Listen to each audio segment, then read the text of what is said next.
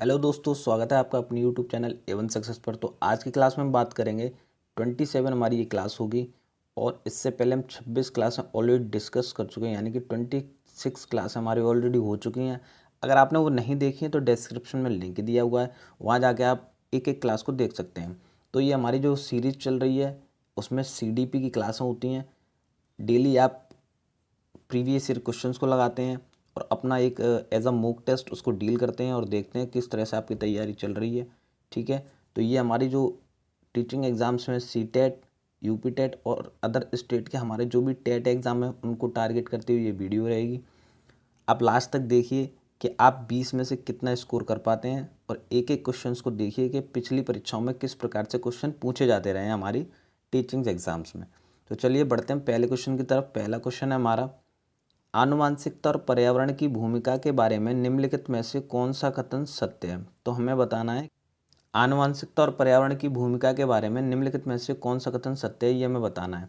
Option A है, विकास के कुछ पहलू आनुवांशिकता और कुछ अन्य पर्यावरण से अधिक प्रभावित होते हैं। ऑप्शन बी है, सीखने और प्रदर्शन करने की एक बच्चे की क्षमता जीनों द्वारा पूरी तरह से निर्धारित की जाती है। ऑप्शन सी है, अच्छी देखभाल और पौष्टिक आहार बच्चे के किसी भी जन्मजात विकास को दूर कर सकता है। और ऑप्शन डी है हमारा, पर्यावरण केवल बच्चे के भाषा विकास में महत्वपूर्ण भूमिका निभाता है। तो इस प्रश्न का क्या राइट आंसर होगा वो आप कमेंट करके बताएंगे। ठीक है, आप अपना आंसर कमेंट बॉक्स में ज़रूर बताएंगे कि आपने इस क्वेश्चन का क्या आंसर किया।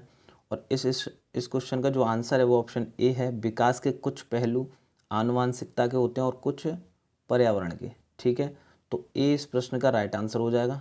ठीक है, अगले प्रश्न की ओर बढ़ते हैं। अगला प्रश्न है हमारा कि निम्नलिखित में से कौन सा कथन प्याजे के सिद्धांत के अनुसार कहा नहीं जा सकता। तो नहीं नहीं पे हमें ध्यान देना है कि वो नहीं वाले क्वेश्चन जो होते हैं काफ़ी टफ हो जाते हैं, कि नहीं ध्यान नहीं देते हैं हम उस पर और क्वेश्चन के आंसर गलत लगा लेते हैं। तो इसका ऑप्शन ए है, विकास गुणात्मक चरणों में होता है। ऑप्शन बी है, बच्चे अपनी दुनिया के बारे में ज्ञान का निर्माण और उपयोग करते हैं। ऑप्शन सी है, निरंतर अभ्यास से अधिगम होता है। और ऑप्शन डी है, बच्चे अपने पर्यावरण पर क्रिया करते हैं। तो इस प्रश्न का जो राइट आंसर है वो ऑप्शन सी हो जाएगा, निरंतर अभ्यास से अधिगम होता है। ये प्याजे के सिद्धांत के अनुसार कहा नहीं जा सकता। तो सी इस प्रश्न का राइट आंसर हो जाएगा। और आपने इस क्वेश्चन का क्या आंसर लगाया था वो भी आप कमेंट में बता देंगे, आपने इस क्वेश्चन का क्या आंसर लगाया था। अगले प्रश्न की ओर बढ़ते हैं। अगला प्रश्न है हमारा कि निम्नलिखित में से कौन सी पूर्व संक्रियात्मक विचार की एक सीमा नहीं है। ठीक है, फिर से नहीं पूछा गया है। ऑप्शन ए है, ध्यान केंद्रित करने की प्रवृत्ति।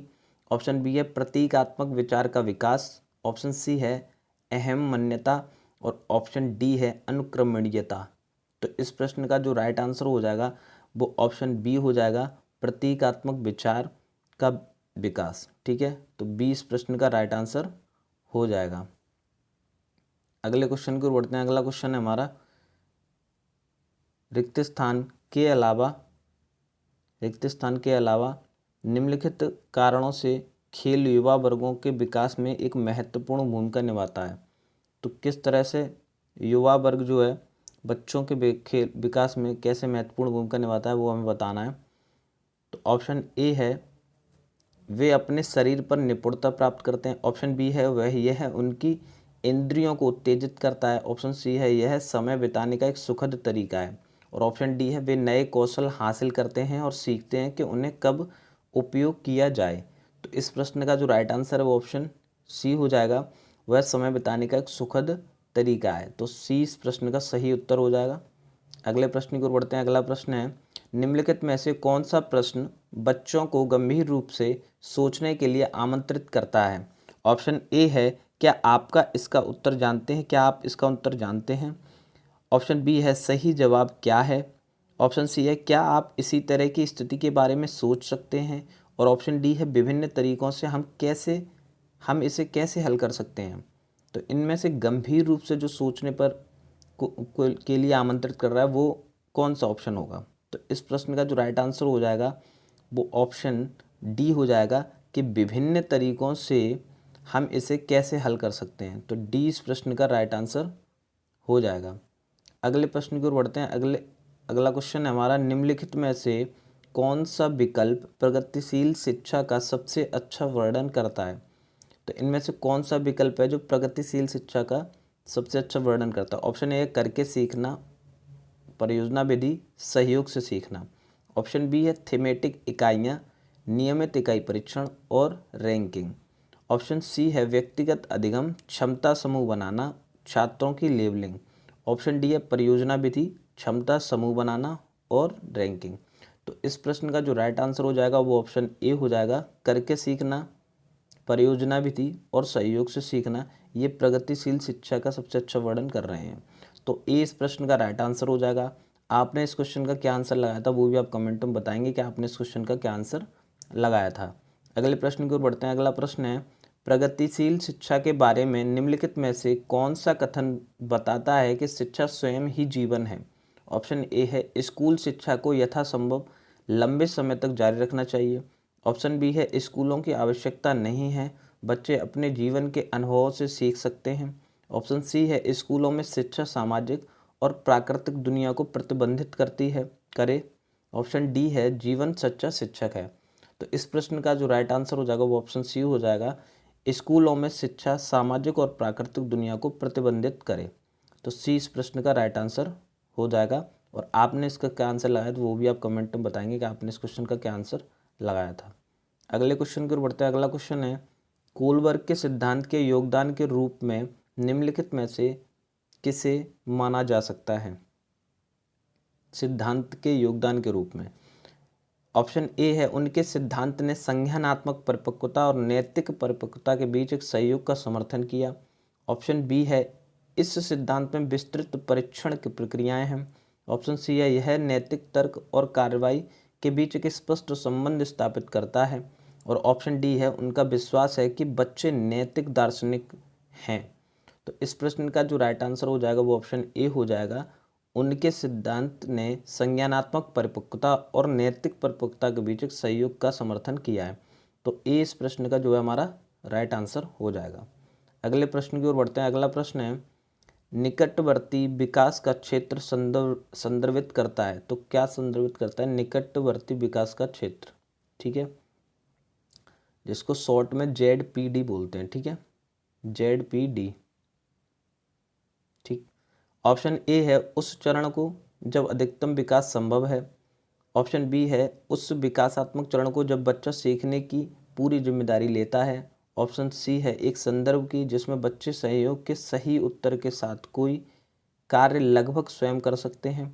और ऑप्शन डी है उस सीखने के बिंदु को जब सहयोग वापस लिया जा सकता है।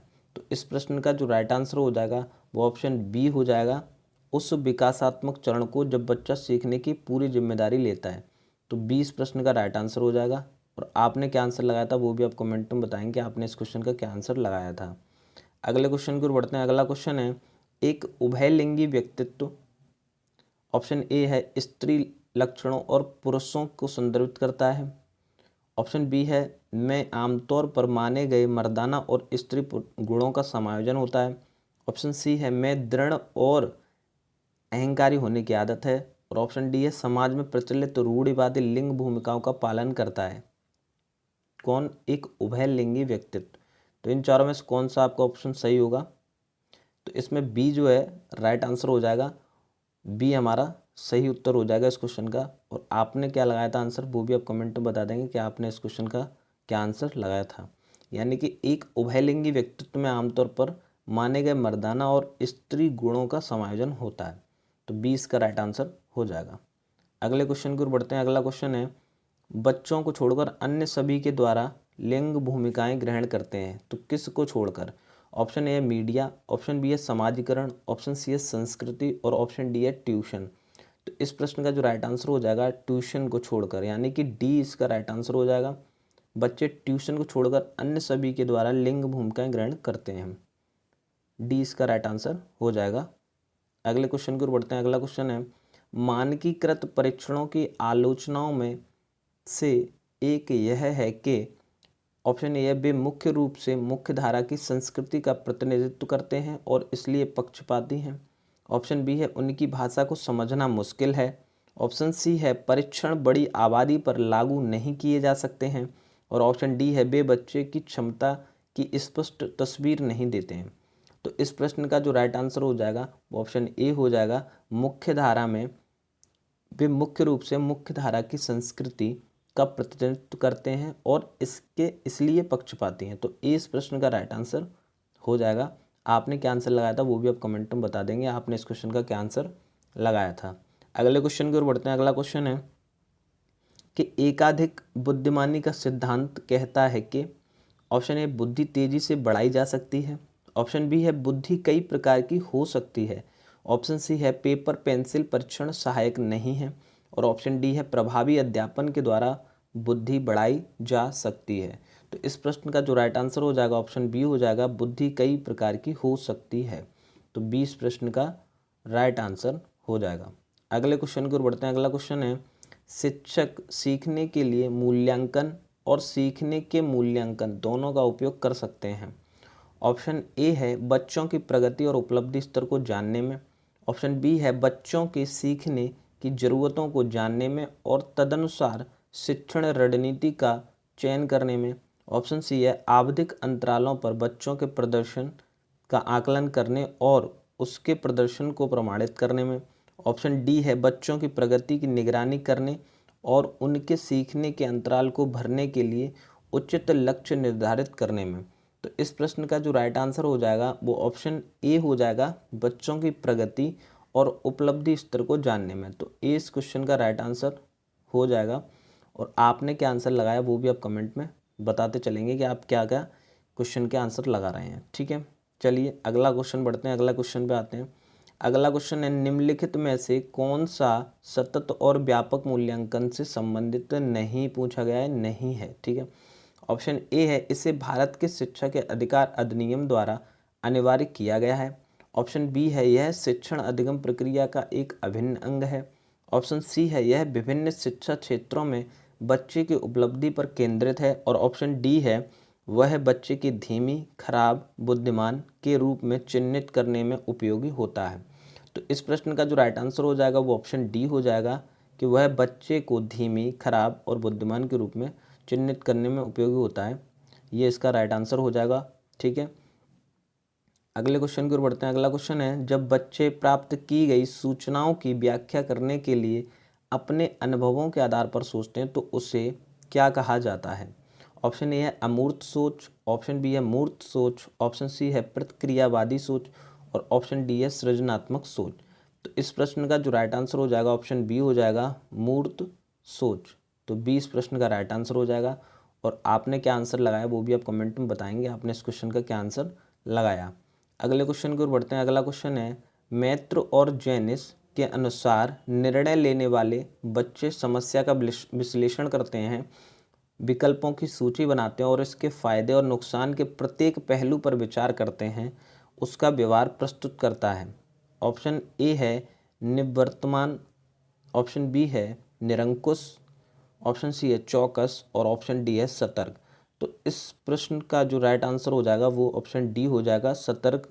ठीक है, सतर्क इस प्रश्न का राइट आंसर हो जाएगा, यानी कि ऑप्शन डी हमारा सही उत्तर हो जाएगा। अगले क्वेश्चन की ओर बढ़ते हैं। अगला क्वेश्चन है एक समस्या सुधारक बच्चा रिक्त स्थान विचार के आधार पर कथनों की सच्चाई या संभावना का मूल्यांकन करता है, तो किसके विचार के आधार पर। ऑप्शन ए अमूर्त, ऑप्शन बी है तार्किक, ऑप्शन सी है सृजनात्मक, और ऑप्शन डी है सौंदर्यबोध। तो इस प्रश्न का जो राइट आंसर हो जाएगा ऑप्शन बी हो जाएगा, तार्किक विचार के आधार पर वह कथनों की सच्चाई या संभावना का मूल्यांकन करता है। तो बी इस प्रश्न का सही उत्तर हो जाएगा।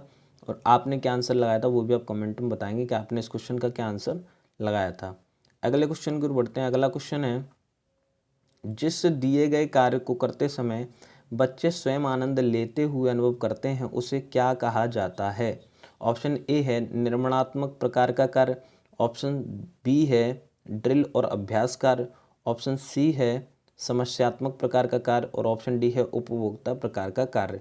तो इस प्रश्न का जो राइट आंसर हो जाएगा ऑप्शन डी हो जाएगा, उपभोक्ता प्रकार का कार्य। तो डी इस प्रश्न का राइट आंसर हो जाएगा। और आपका क्या आंसर रहा वो भी आप कमेंट में बताएंगे, आपने क्या आंसर लगाया था। अगले क्वेश्चन की ओर बढ़ते हैं। अगला क्वेश्चन है बहुसंवेदी शिक्षण अधिगम की प्रविधि में अधिगम संवर्धन हेतु दृश्य श्रव्य स्पर्श और रिक्त स्थान संवेदनाओं का एक साथ प्रयोग किया जाता है? ठीक है, तो रिक्त स्थान में हमें बताना है। ऑप्शन ए है प्रत्यक्षीकरण, ऑप्शन बी है अवलोकन, ऑप्शन सी है गतिबोधक और ऑप्शन डी है कर्णकोटर। तो इस प्रश्न का जो राइट आंसर हो जाएगा वो ऑप्शन सी हो जाएगा, गतिबोधक, यानी कि सी इस प्रश्न का सही उत्तर हो जाएगा। और आपका क्या आंसर था वो भी आप कमेंट में बताएंगे कि आपने क्या आंसर लगाया इस क्वेश्चन का। तो ये थी आज की हमारी क्लास जिसमें हमने 20 question as a mock test deal किए और आपने अपने क्वेश्चनों के आंसर भी लगाए होंगे और आपने खुद का मूल्यांकन किया होगा कि आपके कितने क्वेश्चन ठीक रहे और कितने गलत। तो आप कमेंट में बताएंगे कि आपके 20 आउट ऑफ कितना स्कोर रहा, यानी कि 20 में से आपने कितने क्वेश्चन ठीक किए। और वीडियो अगर अच्छी लगे तो वीडियो को लाइक अवश्य करें और वीडियो को शेयर करें आप अपने उन सभी फ्रेंड्स को जो आपके टीचिंग एग्ज़ाम सीटेट और अदर स्टेट के टेट एग्ज़ाम्स की प्रिपरेशन कर रहे हैं। मिलते हैं नेक्स्ट वीडियो में कुछ नए प्रीवियस क्वेश्चन के साथ। तब तक के लिए धन्यवाद।